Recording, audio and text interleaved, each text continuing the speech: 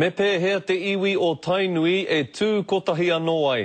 Koera te mā harahara o etahi o te hunga, I tai atu rā ki te whakarongo ki te rā whakamutunga, o te tā petu I Wainganui I a tukuroirangi Morgan Toihau o te ara taura o Waikato Tainui, me Hemi Rau, kai whakahaere matua o mua I a Tainui. Ko te rā tēnei I tū wai a tukuroirangi Morgan ki mua I te aroaro o te kōti mahi ki te tuku I ana kōrero taunaki. I tai mai a Hemi Rau me ana kai tautoko, ko ngā roia I ona taha, engari he āhua kai te whakawehewehe I ngā whakaaro o te iwi. E mamai te ngākau, e mamai ana ki te whakarongo ki a rātau I mua te kai whakawā me ngā roia.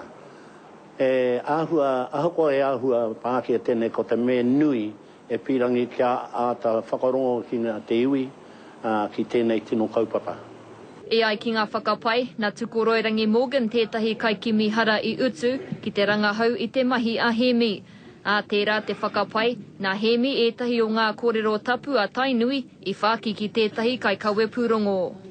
Ko te pauri, kua puta a rātau raru ki te ao mārama hei ki te ngā mā te ao.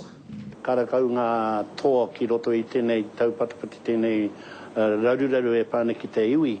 No te mea ka puta mai te iwi ki te ao, mai ngā pepa, ngā raru, ngā amu e pāne ki te iwi, ki te CEO. Ko te tumanako ka puta pakari te iwi I tēnei āhua.